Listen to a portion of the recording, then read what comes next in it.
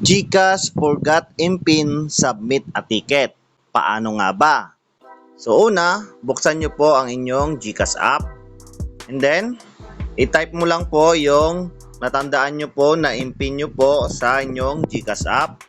And then, dahil nakalimutan nyo po ang inyong impin sa GCash app, ang gagawin nyo po, screenshot nyo lang po ito dahil kailangan po natin yan para sa pag-submit a ticket.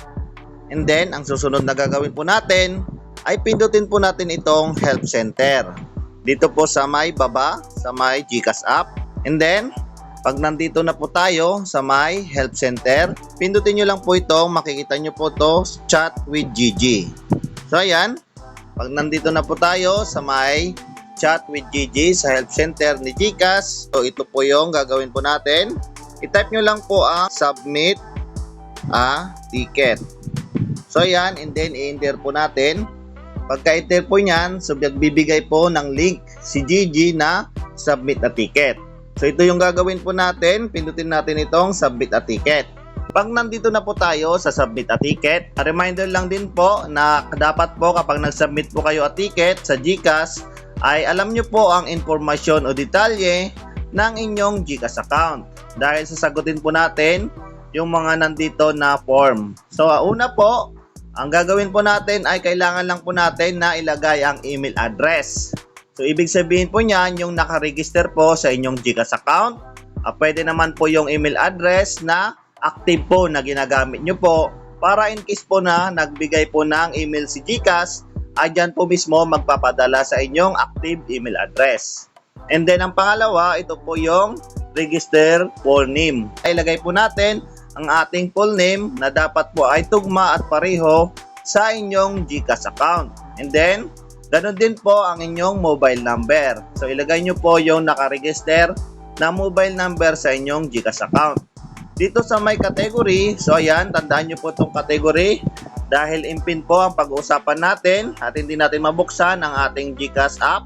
Ito po yung pipindutin natin itong I can't log in to my GCash app.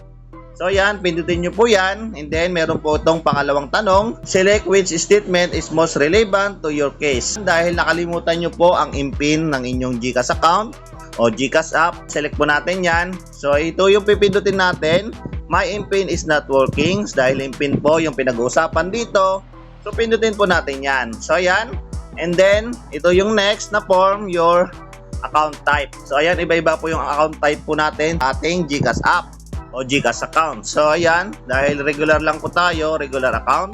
And then ilagay nyo po yung birth date nyo po. And then, so iselect lang natin itong screenshot of transaction. Kindly provide all the details. So ayan, ito po yung ilalagay po natin. So mas maganda po na ilagay nyo na po lahat ng concern nyo about po sa inyong GCash app. So mas maganda po, English na lang po ang gagamitin natin. So dito po yung ilalagay ko ay yung example lang po. Pero nakadepende pa rin po yan sa inyo kung ano yung ilalagay nyo. So, halimbawa po, ito po.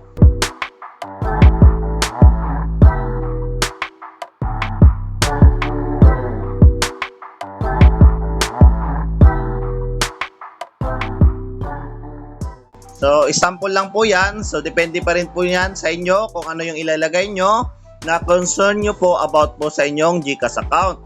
And then, sunod po, na gagawin nyo po ay ilagay nyo po itong check. And then, check.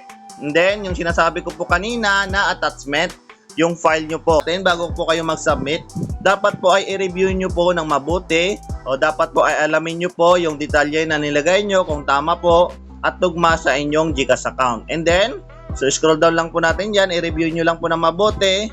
Tapos, i-submit nyo na po yan. Sana nakatulong ang video na ito. Kung bago ka lang sa aking YouTube channel, please like, share, and subscribe. At kapag meron po kayong mga katanungan, please comment lang po dyan sa comment section. Ayun, maraming salamat po.